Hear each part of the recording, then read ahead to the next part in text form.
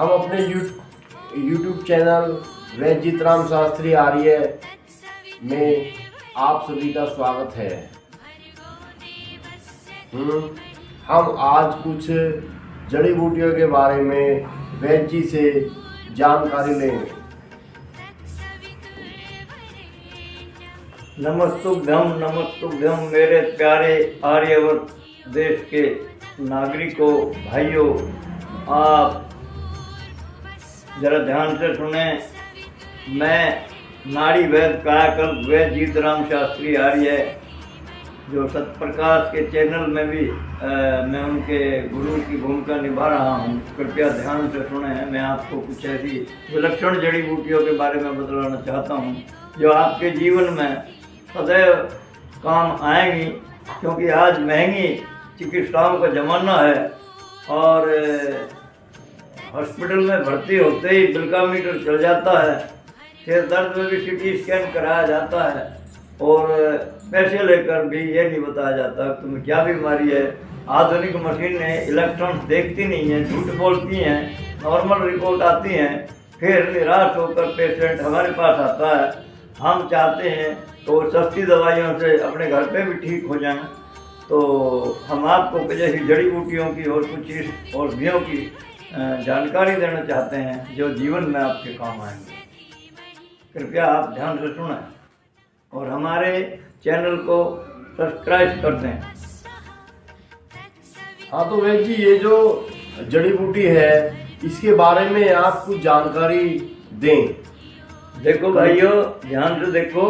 ये कंटकारी है जो सड़कों के किनारे खड़ी रहती है, बूढ़ के जंगलों में जहाँ पानी की कमी होती है अक्सर से मिल जाती है।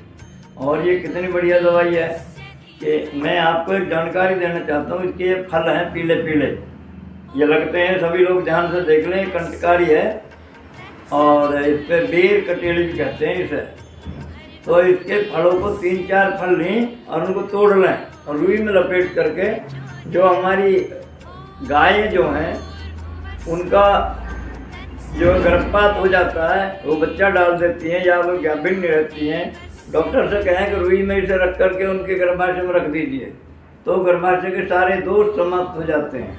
दूसरे नंबर, इसको आप ये जो फल है ना, फल इनको तोड़ लीजिए, इतने बारीक पीसिए, इतने बारीक पीसिए, इनके बीज भी खत्म हो जाए और इसमें नमक, सेंधा नमक या सादा नमक मिला करके पीसिए। तो जब चटनी सी बन जाए तो इसका लेप करते चले जाइए। जो भयंकर से भयंकर फोड़ा, चाहे वो कैंसर भी क्यों ना है, मैंने इनसे कईयों के कैंसर ठीक किए, जैसे कि पैर में, कमर में कैंसर हो जाए, हाथ में, कंधे में, कहीं ऐसे बाहर वाले कैंसरों की ये महाऔषधि है। इसे दूसरी एक, इसे काट करके किसी मिट्टी के बर्तन में भरिए, उसमें 2 मुट्ठी नमक डाल दीजिए और इसको जो है कंडों की आग में जला के काली राख बना लीजिए।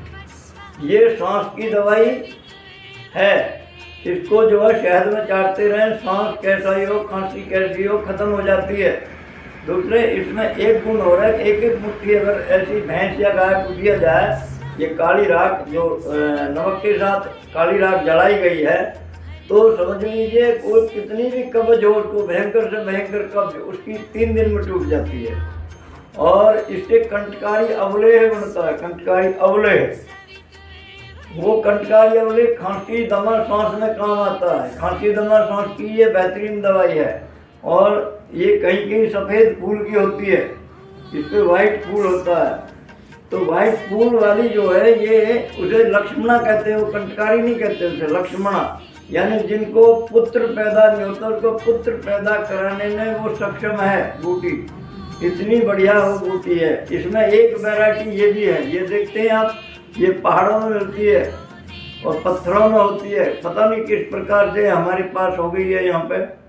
तो इस पर लाल लाल टमाटर से इसके अंदर से निकलते हैं, पहले तो गोल गोल लगता है, ये लगे हुए हैं, ये लगे हुए हैं, इनमें लाल लाल टमाटर से छोटे छोटे पकते हैं और ये भी पुत्रदा लक्ष्मणा है और कैंसर की महाऔषधि है। ये कैंसर को जड़ मूल से खत्म करती है। इसका आयुर्वेद ने वर्णन भी नहीं किया कहीं कहीं। और भारत देश के अंदर जो है वैसे 9 लाख जड़ी बूटियाँ भूमंडल पे हैं और उनमें से 57,982 वनस्पति का भारत सरकार को जीन्स बैंक बनाना है। खैर भारत में तो मुझे कोई दिखाई नहीं दे रहा जो 57,982 वनस्पतियों को जीन्स बैंक बना दे, लेकिन क्योंकि जो BAMS को पढ़ाई जा रही है तो केवल 500 पढ़ाई जा रही हैं और जानकार नहीं है 200 का भी, फिर कैसे बनेगा जीन्स बैंक। खैर और भी वनस्पति हम आपको दिखलाते हैं। हाँ तो वैद्य जी एक ये है जड़ी बूटी, इसका क्या योग है? ये चांगेरी अम्लपर्णी है, चांगेरी अम्लपर्णी बूटी, और ये नालियों के किनारे हो जाती है।